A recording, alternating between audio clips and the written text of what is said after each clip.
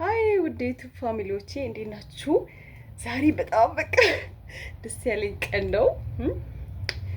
ማሚ እየመጣች ነው እናቴ እና እኔ እዚህ አልነበርኩም። የሚገርማችሁ ነገር አክስቴ ጋር ነበርኩ ሻሸመኔና እዛ ቆይቼ አሁን ገና ነው የምሬው አጎቴ ታሞ ሆስፒታል አድረን ነበረ። ላይክ ፊቴ ሁላ በቃ እንትን ብሏልና በቃ ከሆስፒታል እንደምንም ቤ ማሚ እየመጣች ስለሆነ ትቼ ወጣሁኝ ምናምን።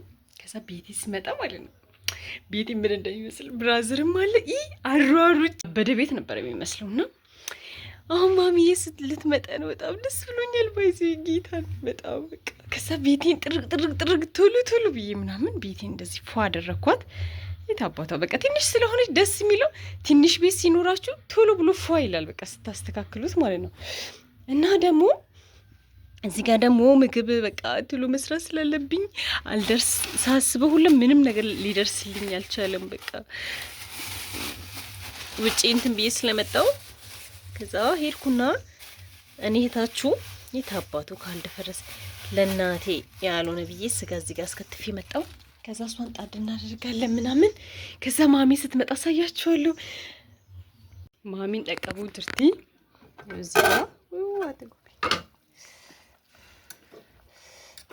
ኩምስንገርተን ጥብሲን ቀቀቢ ጅራ እንስጋቅቤ አለ እንጨምርበታለን። እዚሽ ጋር ቃራውን እንዴት አርግሽ ነው የቀጠርሽው? እንዴት እንዳበዛሁት። እዚሽ ጋር ደግሞ ይሄው ቡና ቁርስ እንዲያድርግ ያለው ውይ ማሚ ከሩት ደስ ይላታል። እዚህ ጋር ደግሞ እኔ ልጃችሁ ባለሙያ እኮ ነኝ የምር። ከሰሌን እዚህ ጋር አቀጣጥያለሁ። ማሚ በከሰል ቡና ሲፈላ ደስ ይላታልና ከዛ በቃ ብቻ ምንም አትልም ነው በቃ ላይክ ፏፏ አደርጋታለሁ ይመስለኛል። አሁን ልክ እሷ ልደርስ ስትል ደግሞ እጣኑን እናደርጋለን። በቃ ደስ ይላታል። ማሚ በጥውጥ እንኳን ደስ አለክ ማሚዬ የኔ ቆንጆ። እኔ ልሳምሽ እስኪ ምን እንደዚህ ታቃጥያለሽ? ራሴን ያመመኝ ወይ